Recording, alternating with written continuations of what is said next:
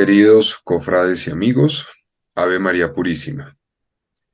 Nos hemos reunido en esta primera semana de Adviento para escuchar la interesante conferencia titulada La lucha por la perfección, el pecado y sus clases, que habrá de pronunciar don Juan David Jaramillo Restrepo, decano de cofrades, a quien he tenido la oportunidad de presentar ante ustedes en el pasado y cuyas intervenciones han sido de notable edificación para nuestra cofradía. Este tema, el del pecado, resulta supremamente propicio para el tiempo litúrgico que vivimos, pues la Iglesia nos invita a intensificar durante el Adviento la oración, el ayuno y la penitencia, que son medios para permitir la acción de la gracia de Dios en nosotros y por lo mismo son las armas contra el pecado, al mismo tiempo que a realizar obras de misericordia, corporales y espirituales, con el fin de cumplir el mandato divino de allanar el camino del Señor, para que lleguemos a su Navidad dignamente dispuestos, como cantamos en la Santa Misa, con un corazón nuevo, un corazón para alabarlo, un corazón para servirlo, un corazón limpio como el cristal, dulce como la miel, un corazón que sea como el de nuestro Señor.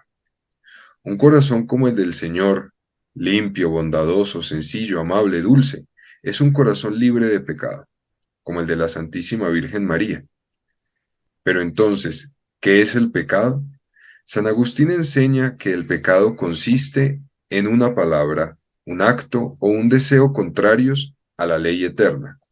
Por tanto, un ser humano sin pecado es aquel cuyas palabras, cuyos actos y cuyos deseos siempre están adecuados a la voluntad de Dios. De ahí que todos los males del mundo, como el hambre, la guerra, la enfermedad, etc., tengan por origen al pecado y al apego perverso a las pasiones humanas, como el orgullo, la envidia, la codicia. No en vano nos enseñaban desde la dulce infancia: oh Jesús manso y humilde de corazón, haced mi corazón semejante al vuestro. Hoy, más que en los años pasados, nos debatimos entre pandemias y conflictos, eventos que pueden llegar a opacar la luz y la alegría que nos trae la temporada navideña, sobre todo por la guerra en tantos países del mundo, incluso en el nuestro, por los odios y los rencores que la envidia y la ambición han motivado, por el drama de tantas personas que se encuentran sin trabajo, enfermas o incluso deprimidas. Sin embargo, tenemos claro que nuestra confianza está firme en el Señor. No se alarmen, no se inquieten, crean en mí, dice el Señor, yo estaré siempre con ustedes hasta el fin del mundo. Claro, el panorama puede ser muchas veces desalentador. En el mundo, en nuestras familias, en nuestros países, en nuestras ciudades, incluso en nuestras familias y empresas. Y es allí cuando más debemos recordar que la Navidad anuncia, es más, aclama a nuestro Señor Jesucristo como consejero maravilloso, Dios fuerte, Padre para siempre y Príncipe de la paz. Cuando necesitemos un consejo, acudamos al Señor para recibir su sabiduría. Cuando sintamos que somos débiles, acudamos al Señor para pedir su fortaleza. Cuando nos sintamos abandonados, acudamos al Señor para experimentar su abrazo paternal. Y cuando sintamos la amenaza de la guerra, de la división y del conflicto, acudamos al Señor para implorar el don de la paz. Sabiduría, fortaleza, amor y paz son dones de Dios. Pidamos que Él, que es la fuente de todo bien, nos los conceda y los conceda al mundo entero. Sabemos, queridos cofrades y amigos, que se ha dicho al mundo que la religión está en declive y que la Iglesia ya no cuenta. Pero no podemos olvidarnos de la promesa de nuestro Señor Jesucristo: el poder del infierno no prevalecerá contra ella. Nuestra cofradía, como todas las cofradías y hermandades del orbe católico, es una muestra de los grandiosos triunfos de la Eucaristía y de María Santísima, de que la Iglesia, nuestra Iglesia, perseguida o gloriosa, está viva en todas partes, y que los discípulos de nuestro Señor Jesucristo seguimos dedicando nuestras vidas, hasta la muerte inclusive, al servicio de todos aquellos que sufren y cuya alma está angustiada. Levantemos nuestros ojos y contemplemos extasiados la luz que brilla desde el frente materno de la Iglesia, y demos gloria a Dios por todos estos prodigios. Pues bien, las palabras que hoy escucharemos habrán de ser nuevamente un motivo de edificación espiritual y temporal para todos, aún más cuando el mundo ha avanzado en la perversión y el relajamiento de la religión, de su doctrina y de su moral. Estas palabras que hoy la providencia nos trae habrán de servir para animarnos en la virtud, para impulsarnos en la perfección y para anhelar aún más llegar al cielo, donde entran las almas de los justos, los que han superado la gran tribulación y los que han lavado sus vestiduras y las han blanqueado en la sangre del Cordero. No dejemos entonces de repetir: Jesús, manso y humilde de corazón, haced mi corazón semejante al vuestro. Queridos cofrades y amigos, al clausurar con esta sesión las actividades de la cofradía por el año 2023, reciban mi más profundo agradecimiento por su apoyo y compañía durante este tiempo que acaba. Sientan el abrazo de su presidente y acepten mi deseo porque sea para todos una santa y bendecida Navidad 2023 y un feliz y próspero año 2024. Alabado sea Jesucristo. Un saludo fraterno para todos. El tema de hoy vamos a repasar, ¿sí? El tópico de la lucha por la perfección y en particular el pecado y sus clases. En virtud de su alma momento por acá, y de sus potencias espirituales, entendimiento y voluntad, el hombre está dotado de libertad. Todos sabemos que tenemos ese poder, esa facultad, ¿sí? Para elegir qué acciones vamos a realizar, para formar, digamos, una idea y materializarla en el mundo que nos rodea. Sin embargo, por el pecado original, el hombre está dividido en su interior. Conserva el deseo de hacer el bien, pero está inclinado al mal. Existe una tendencia, una predisposición a todas esas cosas que nos autodestruyen, ¿cierto? La vida humana es una lucha entre la luz y las tinieblas, ¿sí? Todos estamos inmersos en este combate. Y esta lucha es la lucha de la conversión con miras a la santidad y a la vida eterna. Esta conferencia busca definir el mal por excelencia, el pecado, e identificar sus clases, venial y mortal. Además, pretende explicar otros conceptos de suma importancia para la batalla espiritual, lo que son las tentaciones, las ocasiones y por último, las imperfecciones. Aquí tenemos una primera imagen que me permite hablar, por supuesto, en términos metafóricos de lo que es la lucha espiritual. ¿Sí? Tenemos aquí a un guerrero, ¿sí? A un guerrero de Cristo que tiene en sus manos dos objetos. Por una parte está la espada y por otra parte el escudo, ¿sí? En la lucha espiritual en la cual nosotros estamos inmersos, debemos, por una parte, evitar el mal. Evitar el mal, el escudo representa ese aspecto del combate, evitar el mal. Y por otra parte, tenemos que buscar, ¿sí? Hacer el bien, realizar buenas obras, ¿sí? Y este aspecto de la lucha espiritual, pues está representado por la espada. Entonces, todos nosotros eh, tenemos que realizar estas dos acciones.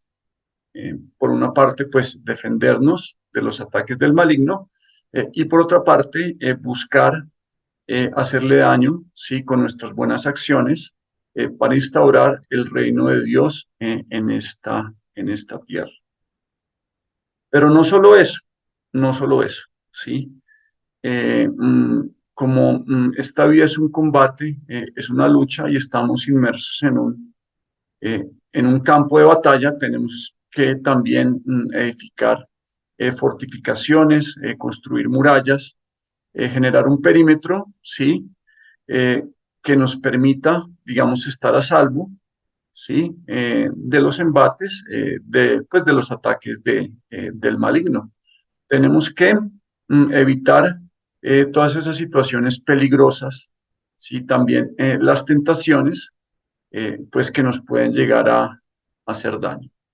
Entonces son dos frentes, el ataque y la defensa, pero no solo eso, sino también construir pues esas edificaciones, esos bastiones, esas murallas que nos permitan mantener alejadas, ¿sí? Las tentaciones y las ocasiones de pecado. Comencemos hablando por el pecado y su división básica, ¿sí? El pecado es un pensamiento, deseo, palabra, acción o omisión que va en contra de la ley de Dios. Muy bien, lo decía nuestro presidente, ¿sí? El pecado es una ofensa a Dios. El pecado se levanta contra el amor que Dios nos tiene y aparta de él nuestros corazones. Es una desobediencia, una rebelión contra Dios por el deseo de hacerse como Dios, pretendiendo conocer y determinar el bien y el mal. Por esta exaltación orgullosa de sí, amor de sí y desprecio de Dios, el pecado se opone a la obediencia de Jesús que realiza la salvación. El pecado es una falta contra la razón, la verdad y la conciencia recta. Lesiona la naturaleza del hombre y atenta contra la solidaridad humana. Al pecar, incumplimos los deberes que tenemos con Dios, con el prójimo y con nosotros mismos. La raíz del pecado está en el corazón del hombre, en su libre voluntad. El pecado supone siempre estos tres elementos: materia prohibida, advertencia, en primer lugar, consentimiento, aceptación, voluntad. Es decir, yo realizo algo, sí que está prohibido en la ley divina, ¿sí? Yo sé que está prohibido y lo acepto, lo acepto. Bien, en virtud de su fuente, hay dos clases de pecados: el pecado original y el pecado actual. Por una parte, el pecado original es el pecado con el que todos nacemos. Este pecado proviene de la soberbia y grave desobediencia de nuestros primeros padres, Adán y Eva. Este pecado es propio de Adán y Eva, porque ellos lo cometieron con un acto de su voluntad, y por esto es un pecado personal. Pero este pecado original también es un pecado nuestro, porque Adán y Eva, al ser la fuente del linaje humano, lo transmitieron a su descendencia por natural generación. Todos los hombres contraen el pecado original, excepto la Virgen María, por singular privilegio en previsión de los méritos de su Hijo Jesucristo. Los daños de este pecado son privación de la gracia, pérdida del paraíso, ignorancia, inclinación al mal, la muerte y todas las demás miserias. Dios perdona el pecado original en el Santísimo Sacramento del Bautismo. Pero, ¿sí? Además tenemos el pecado actual, ¿sí? El pecado actual es el que se comete libremente después de los 7 años de edad, uso de razón.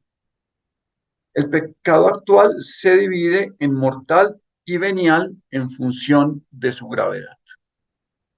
Aquí tenemos una imagen, ¿sí? Que nos sirve para representar muy bien lo que es el pecado, ¿sí? Nuestra alma está pura, está limpia, como esta copa de agua, ¿sí? Cuando nosotros cometemos un pecado, ¿sí? Vertimos tinta, ¿sí? Y esa tinta impide que la luz traspase, que la luz traspase. ¿cierto? Aquí tenemos otra imagen. Claro, ese pecado, esa mancha de petróleo, ¿sí? Contamina el mar, contamina nuestra alma, ¿sí? Y si esa mancha es demasiado densa, si esa mancha es demasiado tóxica, elimina toda la vida que se encuentra en el mar. La vida de los peces, ¿sí? De los corales, de pues de todo ese ecosistema que encontramos en el agua. El pecado se parece a esa tinta negra, se parece a ese petróleo. Veamos las dos clases de pecados actuales. El pecado mortal es una falta seria a la ley de Dios. Para pecar mortalmente se requieren tres cosas. En primer lugar, materia grave, que está precisada en los 10 mandamientos.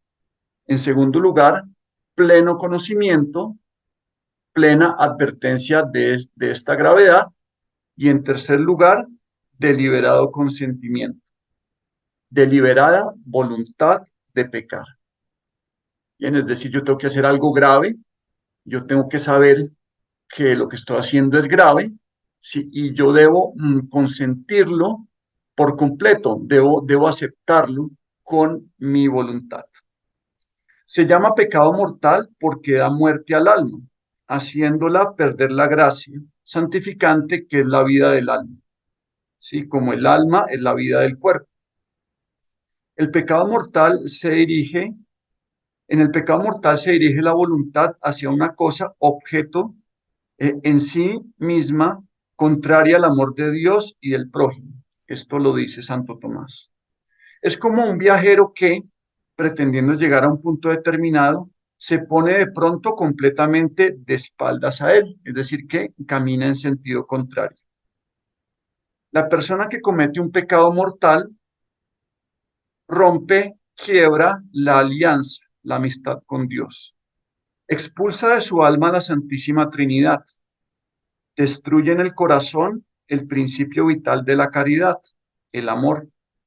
Se hace merecedora de la pena eterna en la otra vida, el infierno. Se hace merecedora de castigos en este mundo. Pierde todos los méritos adquiridos por sus buenas obras. Se inhabilita para adquirir nuevos méritos. Se convierte en esclava, marioneta del demonio e imprime una feísima mancha en el alma, mácula anime. El pecado mortal necesita una iniciativa de la misericordia de Dios y una conversión del corazón. Quien se niega deliberadamente a acoger la misericordia de Dios rechaza la salvación ofrecida por el Espíritu Santo, lo que se llama la blasfemia contra el Espíritu Santo. Semejante endurecimiento puede conducir a la condenación final y a la perdición eterna. Esto es muy importante. Las almas de los que mueren en estado de pecado mortal descienden a los infiernos inmediatamente después de la muerte. Claro, pero Dios perdona los pecados mortales en el sacramento de la confesión, también llamado sacramento de la reconciliación. La contrición perfecta, que brota del amor a Dios, también borra los pecados mortales si comprende la resolución de confesarse cuanto antes. Veamos algunos ejemplos de estos pecados mortales. Insultar a Dios en voz alta, matar a otra persona, decir una mentira que perjudica gravemente a otro, desearle un mal grave a otra persona por envidia, sostener relaciones sexuales por fuera del matrimonio, abortar o colaborar en un aborto, o el hurto de una cosa que perjudica notablemente a su dueño. Claramente, la persona tiene que saber, ¿sí?, que todo esto que dije es grave y pues debe consentirlo por completo. Entonces, esa es la primera clase, el pecado mortal. En segundo lugar, tenemos el pecado venial. El pecado venial es una falta leve a la ley de Dios. Se comete un pecado venial cuando, aquí tenemos, la materia es leve, pero hay pleno conocimiento y consentimiento. La materia es grave, pero no hay pleno conocimiento. La materia es grave, pero no hay deliberado consentimiento.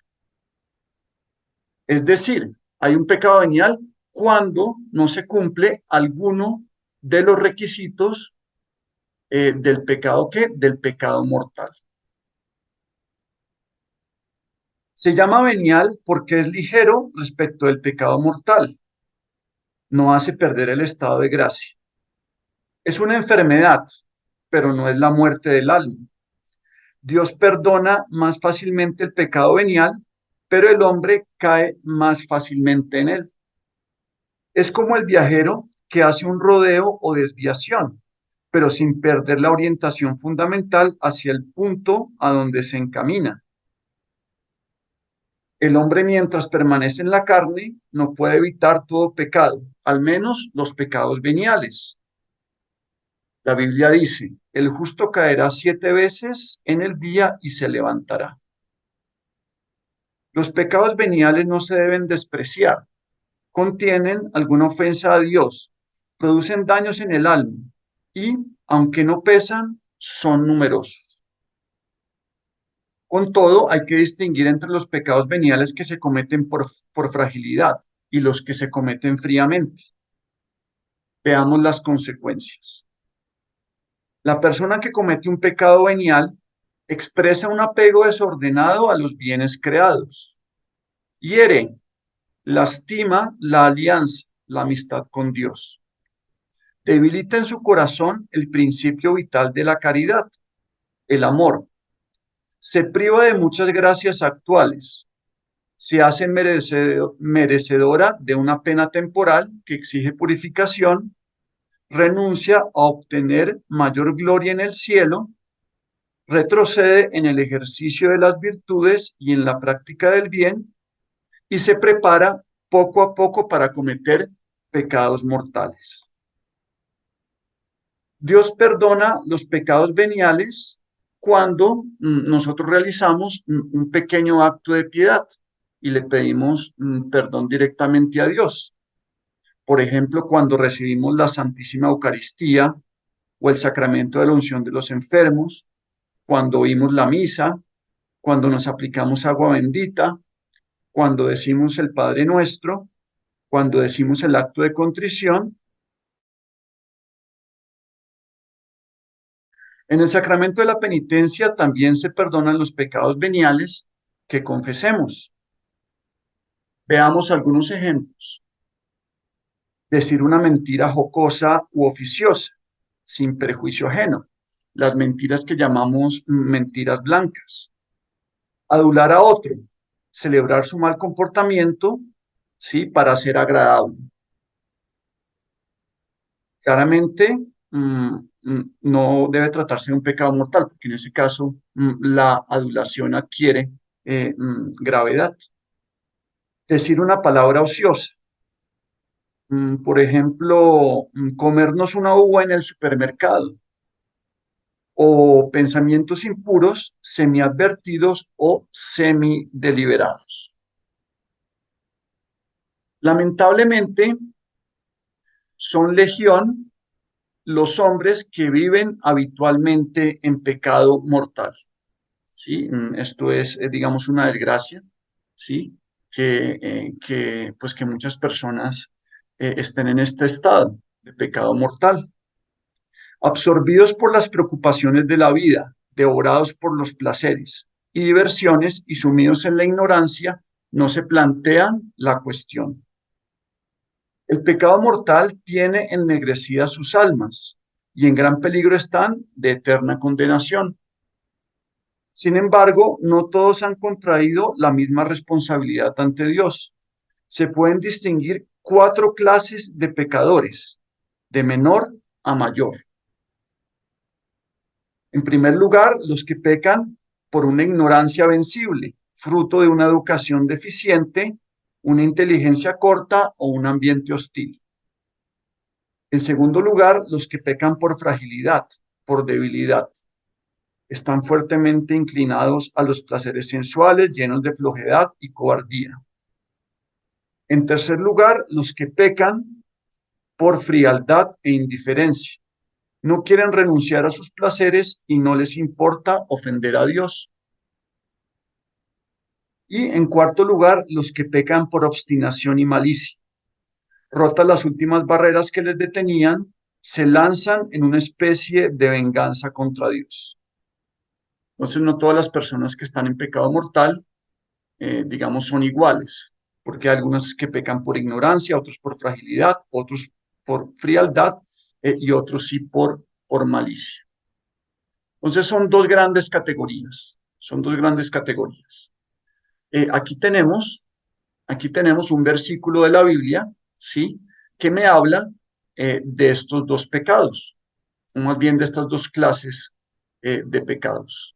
Aquí tenemos una imagen que nos ayuda a comprender lo que es el pecado venial y lo que es el pecado mortal.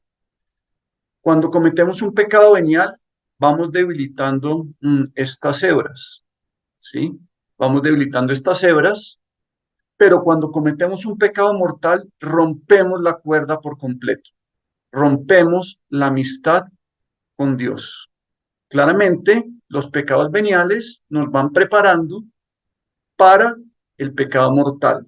¿Sí? Nuestra amistad con Dios se va debilitando hasta que finalmente cometemos un pecado mortal y rompemos esa cuerda.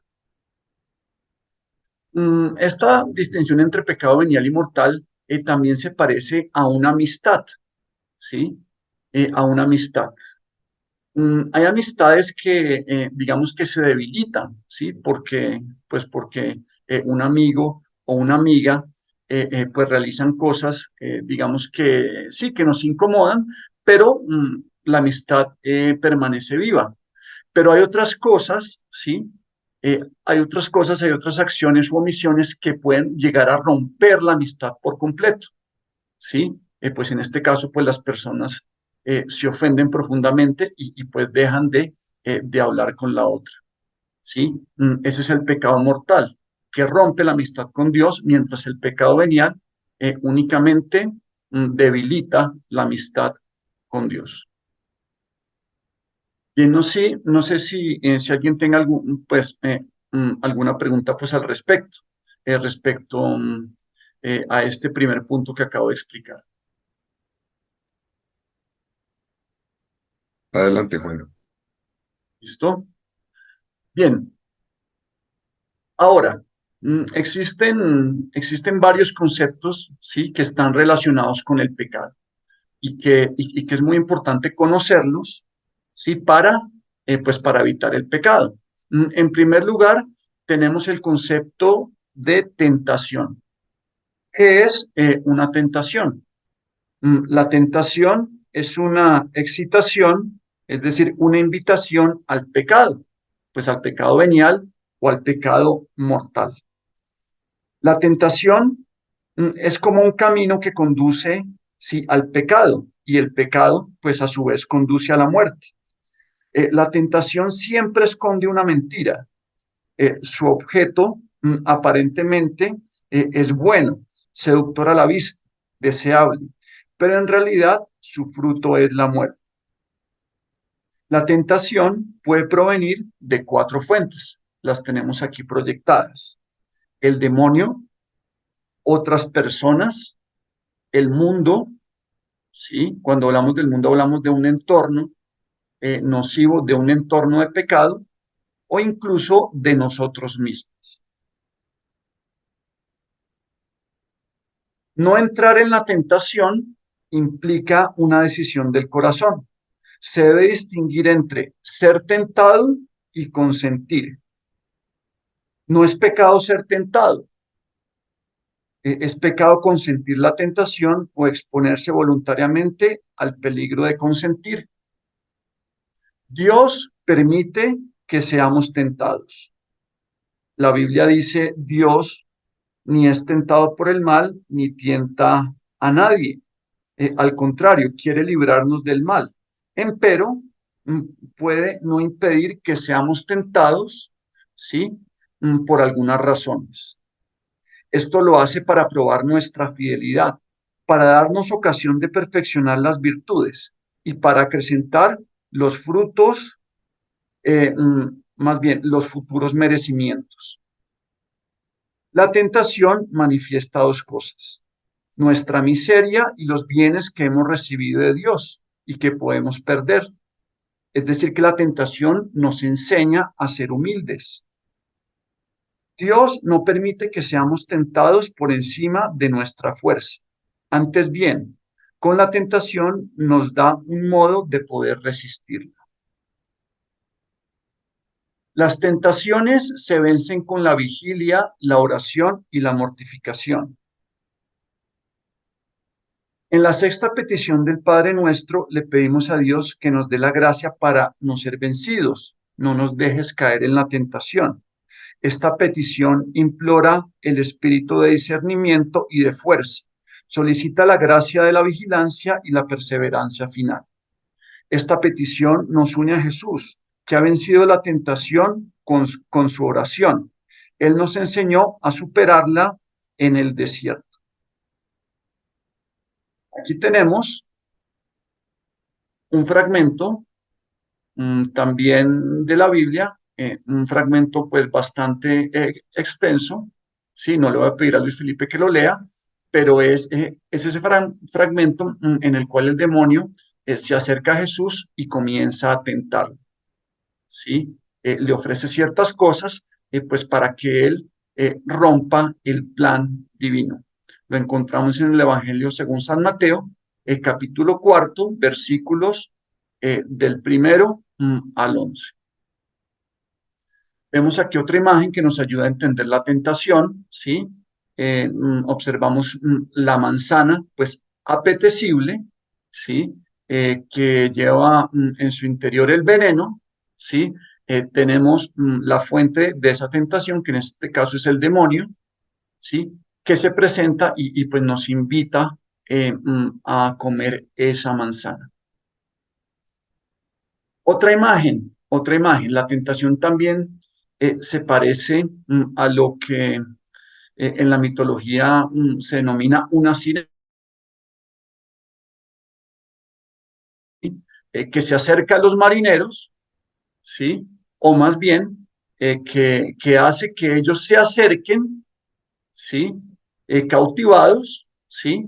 Y que luego, pues en un segundo momento, los devora, los devora. Entonces siempre existe una trampa detrás de la tentación y tenemos que estar prevenidos, tenemos que estar siempre con la guardia en alto pues para no caer en esa tentación. Ahora estudiemos las ocasiones de pecado. Las ocasiones de pecado, también llamadas ocasiones peligrosas, son todas aquellas circunstancias externas que nos inducen a pecar. El origen del peligro está en la propia naturaleza de la circunstancia o en nuestra propia fragilidad. Las ocasiones de pecado generan tentaciones. Las ocasiones de pecado son como fuentes de las cuales emanan tentaciones. Esas ocasiones de pecado pueden ser personas, lugares, cosas o actividades. Veamos algunos ejemplos. Las malas compañías, ciertos, entre comillas, amigos que siempre están hablando mal de otras personas, que siempre están en el chisme. El bar para quien tiene un problema con la bebida, ¿sí? Él no debe acercarse a ese lugar. Los programas de televisión con un alto contenido de violencia o de sexo, ¿sí? O algunas formas de baile, ¿sí? En las cuales hay demasiado contacto, por ejemplo, el tango, la champeta, el reggaetón, entre otras, son ocasiones de pecado, ¿sí? O en un paseo juvenil, ¿sí? No es conveniente que los hombres y que las mujeres duerman en el mismo cuarto, pues por todo este tema de la pues la sexualidad y de pues ese momento pues de la vida humana pues en la cual somos tan propensos digamos, a esas situaciones íntimas. El libro del Eclesiástico enseña: el que ama el peligro, en él perecerá. Para eliminar el resultado, tenemos que eliminar la causa. Para detener una humedad en nuestra casa, en nuestro apartamento, es necesario detener la fuga de agua, pues no basta con resanar la pared. Las ocasiones de pecado se dividen en varias categorías. Las tenemos aquí. En primer lugar, tenemos ocasiones de pecado absolutas. Estas ocasiones suponen un peligro para todos. También tenemos ocasiones de pecado relativas, que solamente son peligrosas para ciertas personas. Voluntarias, si las podemos evitar fácilmente. Necesarias, si no se pueden evitar física o moralmente. Próximas, si generalmente nos llevan a pecar, es decir, si existe un alto riesgo. Remotas, si ocasionalmente nos llevan a pecar, es decir, existe un bajo riesgo. Graves, si nos llevan a cometer pecados mortales. Leves, si nos llevan a cometer pecados veniales. Continuas, si su presencia es permanente. Ininterrumpidas, si se presentan de manera esporádica. Todos nosotros estamos obligados gravemente a apartarnos de las ocasiones próximas y graves no necesarias de pecado. ¿Listo? Es decir, tenemos que apartarnos de las ocasiones, ¿sí?, que podemos evitar, ¿sí?, que generalmente nos llevan a pecar, en las cuales existe un alto riesgo y que, y que, mmm, y que son graves, es decir, que nos pueden llevar a los pecados mortales. Ocasiones voluntarias, próximas y graves. A esto se refiere el maestro cuando dice que es preferible mutilar el cuerpo a ser arrojado entero al infierno. El que se expone voluntariamente, a sabiendas y sin razón suficiente, en una ocasión próxima y grave de pecado, comete de por sí un pecado mortal. Es decir, que no apartarnos pues de esas ocasiones en sí mismo ya constituye una ofensa a Dios. ¿Sí? Veamos dos ejemplos. Por una parte tenemos a la persona que vive en unión libre, ¿cierto? En cualquier momento puede sostener una relación íntima con su pareja, ¿sí? Pues cometer, pues digamos, ese pecado, pues de las relaciones extramatrimoniales, ¿sí? O el borracho, ¿sí?, que no se deshace de la botella, ¿sí?, que quiere cambiar, que quiere dejar de tomar, pero pues siempre tiene ahí la botella en la mano. Pues eso en sí mismo ya es un pecado. Bien, las ocasiones próximas, graves y necesarias, no las voluntarias, deben enfrentarse con la ayuda de la gracia de Dios y siguiendo el prudente consejo de un confesor.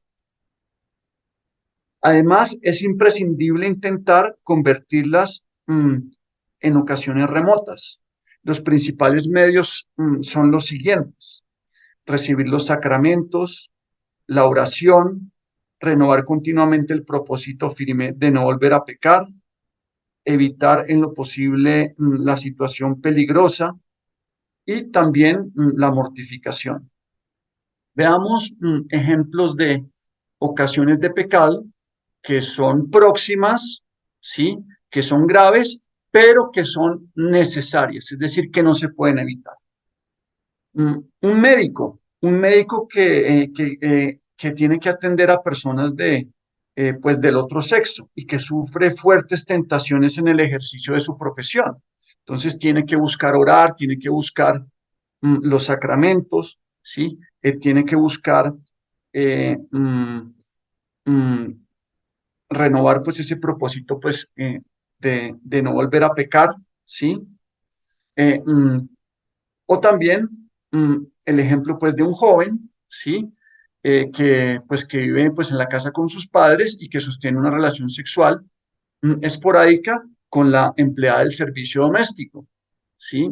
Es muy difícil eh, digamos que expulsen a esta mujer. Entonces, pues este joven tiene que luchar para contrarrestar esa ocasión de pecado. Las ocasiones remotas graves, ¿sí? Las lejanas y las ocasiones próximas leves son muy frecuentes pues es imposible evitarlas todas. Si tuviéramos la obligación pues de evadir dichas situaciones, sería menester pues salir de este mundo, ¿sí? Como dice el apóstol San Pablo, pues como hacen algunos ascetas, pues para evitar incluso esas ocasiones remotas o próximas leves. Bien, aquí tenemos un fragmento, ¿sí? De la Biblia que que nos habla de las ocasiones de pecado. Aquí tenemos una imagen que nos ayuda a visualizar lo que son las ocasiones de pecado. ¿Sí? En este caso, el queso, ¿sí? Es la ocasión de pecado pues, para este ratón, ¿cierto? Se pone en peligro de perder su vida, ¿sí? Por andar detrás de este queso. Y otra imagen que es bastante representativa, ¿sí? El dicho popular, ¿sí? Quien juega con fuego termina quemándose. Entonces, pues para no terminar abrazados por el fuego del pecado, tenemos que evitar las ocasiones de pecado. Para terminar, veamos rápidamente qué son las imperfecciones. Las imperfecciones, en particular las imperfecciones voluntarias, que no son pecados, recordemos que las tentaciones tampoco son pecados, consisten en no adquirir un bien que se puede adquirir. La teología moral distingue dos clases de imperfecciones: negativas involuntarias y positivas voluntarias. Aquí las tenemos proyectadas. En la imperfección negativa, la carencia mayor o menor no es imputable al sujeto. Es la imperfección inherente a todos nuestros actos. Entonces todos somos imperfectos, si por más de que nos esforcemos, nos va a faltar algo. ¿Sí? Esas son las imperfecciones involuntarias. En contraste, las imperfecciones positivas o voluntarias consisten en rehusar deliberadamente un acto mejor, siempre que la conciencia haya oído una llamada positiva a poner tal acto. ¿Sí? Es decir, es escoger entre diversos bienes el peor de esos bienes. Les voy a dar algunos ejemplos.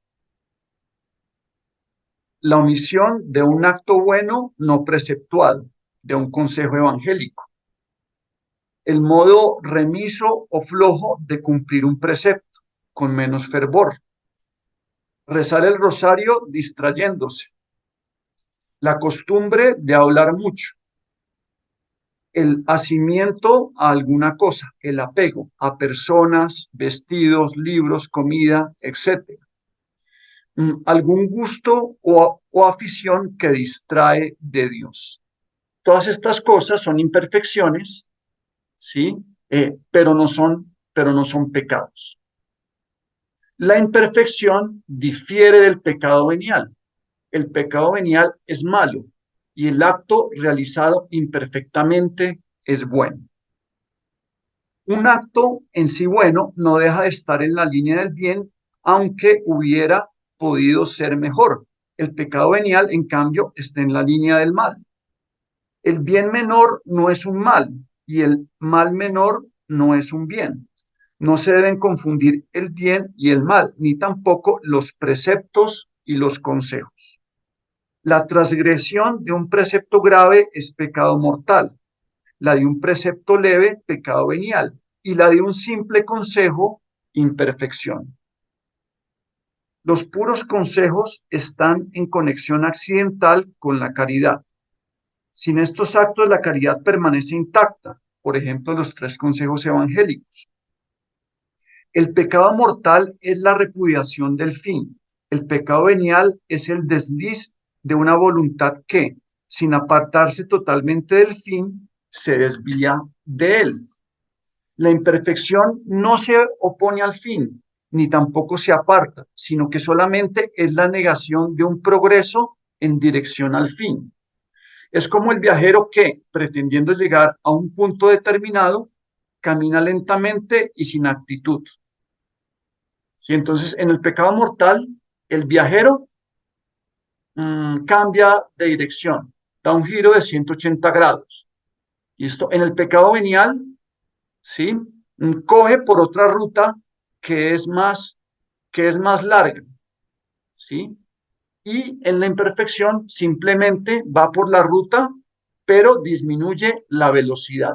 Esa es la diferencia entre pecado mortal, pecado venial e imperfección. Todos los fieles somos llamados a la plenitud de la vida cristiana. El maestro nos dice, sed perfectos como vuestro Padre Celestial es perfecto. Las imperfecciones plenamente voluntarias traen consigo consecuencias funestas para la vida espiritual. Hay que evitarlas, ¿sí? Aunque no son pecado. Se parecen a un hilo delgado que amarra a un águila. Aunque el hilo sea fácil de quebrar, le impide volar. La completa sincronía con la voluntad de Dios exige erradicar todas las imperfecciones voluntarias. La imperfección puede ir acompañada de algunos pecados veniales, pereza, negligencia, que no comprometen la bondad del acto. El alma ha de tender siempre hacia lo más perfecto, procurando hacer todas las cosas con la mayor intensidad posible, pureza de intención. Esta profunda transformación de nuestro ser es imposible sin la ayuda del Espíritu Santo. La santidad es imposible fuera de la vida mística. Entonces tenemos que evitar las imperfecciones voluntarias, ¿sí? Pero si caemos en alguna imperfección voluntaria, no estamos cometiendo ningún pecado, pero si queremos ser santos, si queremos ser perfectos, tenemos que también crecer en este ámbito. Aquí tenemos un ejemplo de lo que es una imperfección voluntaria. ¿Listo? Entonces, la persona, ¿sí? Usando la arcilla, creó este tazón, ¿sí? No le quedó muy bien, ¿sí? Pero igual el tazón sirve para llevar agua de un lugar a otro. Sí cumple con su función, ¿sí? Pero claramente, desde un punto de vista estético, se pudo crear de manera un poco más bella. Y aquí tenemos a una planta, ¿sí? Una planta que no creció, pues completamente erguida, pero creció, pero creció y bueno, también posee, digamos, cierta belleza, posee cierto esplendor, pero si la comparamos con una planta que sí creció erguida, podemos decir que esa planta es mucho más bella que esta planta, ¿no? Entonces, con esta última diapositiva, culminamos la charla del día de hoy, o más bien la conferencia del día de hoy.